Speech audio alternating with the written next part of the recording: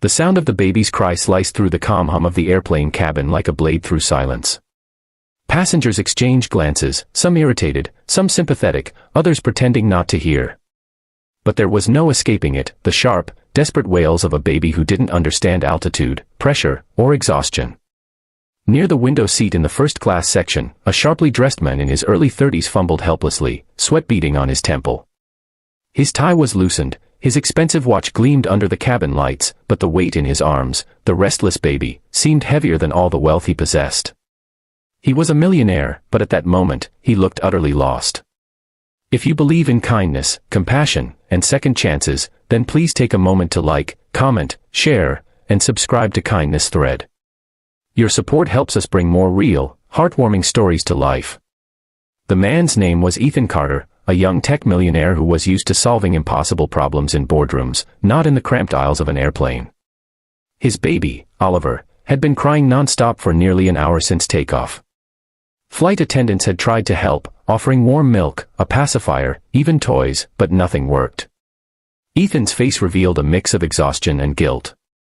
This was his first trip alone with his infant son since losing his wife, Grace, 6 months earlier in a tragic car accident. Every sound from his baby felt like a reminder of everything he'd lost.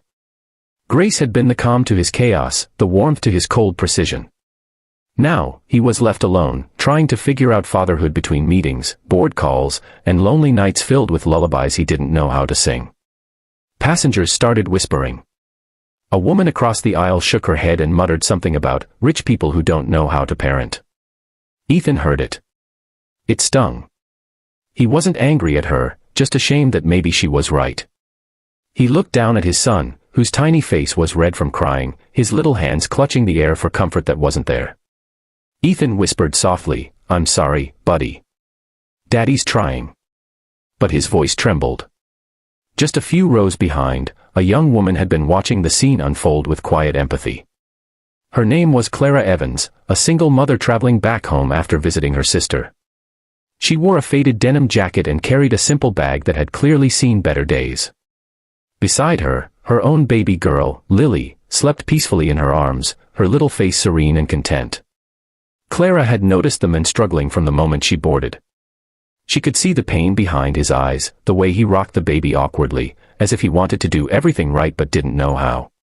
She recognized that feeling too well, the fear of failing someone who depends on you completely. For several minutes, she hesitated. She didn't want to intrude, and besides, who would believe that a stranger, especially a woman traveling alone, had the right to step in? But as the baby's cries grew louder and the father's panic deepened, Clara felt something stir inside her heart. She couldn't sit still anymore. She quietly stood, walked up the aisle, and gently leaned toward Ethan. "Excuse me," she said softly. He looked up, surprised, embarrassed, maybe even defensive. But before he could speak, Clara added, "I think I can help." Ethan blinked. "Help," he repeated, confused. Clara nodded and, with genuine kindness in her eyes, whispered something that made the people in nearby seats pause in disbelief. She said, "I have breast milk.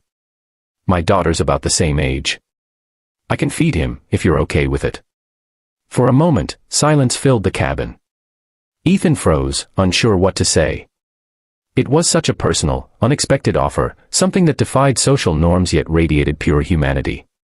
He looked down at his baby, whose cries had turned into weak whimpers, and then at the woman offering to help, not out of pity, but out of compassion. His eyes welled up. He nodded slowly, his voice breaking as he whispered, "Please, please help him." Clara sat down beside him.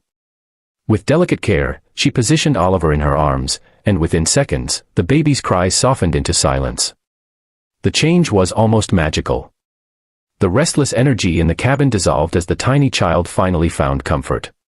Ethan watched in awe, his throat tightening with emotion. Passengers who had been annoyed moments ago now looked on quietly, some with tears in their eyes.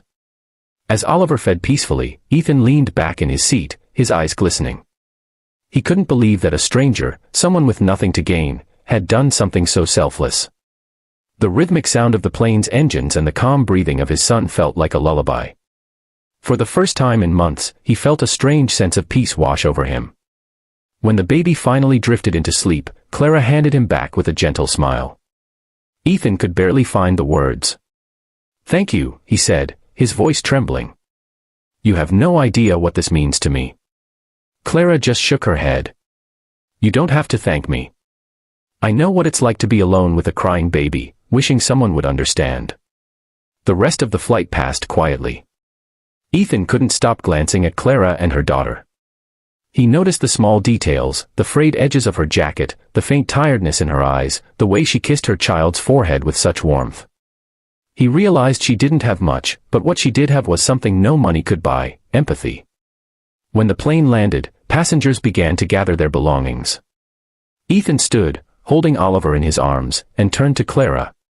"Can I repay you somehow?" "Anything you need," he asked. She smiled and shook her head again.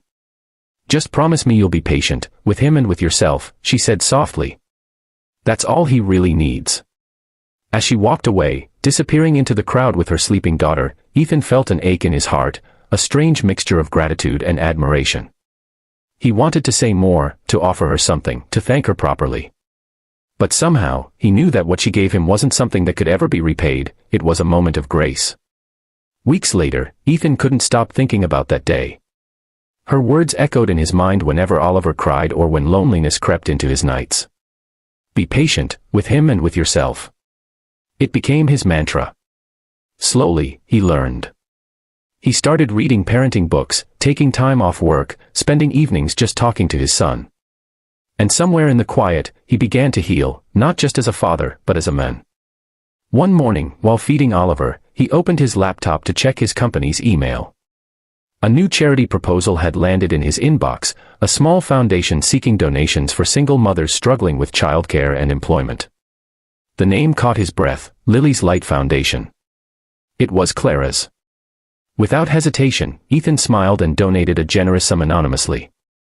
But more than that, he included a note that simply read, "For the kindness that changed my life at 30,000 feet. If this story touched your heart, please don't forget to like, share, and subscribe to Kindness Thread. Your support helps us share more real stories that remind the world that compassion still exists." And before you go, tell us in the comments, what's the kindest thing a stranger ever did for you?